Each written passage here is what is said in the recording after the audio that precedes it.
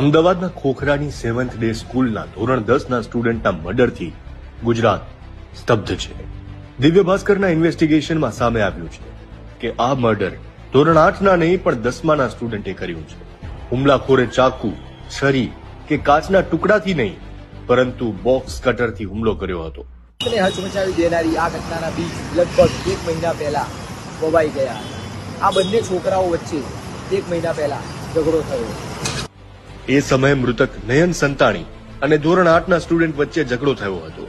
એ પછી સ્ટુડન્ટ્સના 2 ગ્રુપ બની ગયા. વાત શિક્ષકો અને સ્કૂલ સંચાલકો સુધી પહોંચી પણ ગંભીરતા ન દાખવી અને બંને ગ્રુપને સામસામે સોરી કહેવડાવી સમાધાન કરાવી દીધું.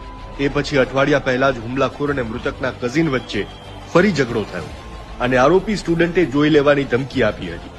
એટલે જ હવે તો શિક્ષકો પણ સવાલના ઘેરામાં છે, કારણ કે જો થોડા સમય પહેલા શિક્ષકોએ આ ઘટના અંગે જો યોગ્ય કાર્યવાહી કરી હોય તો આ માસૂમ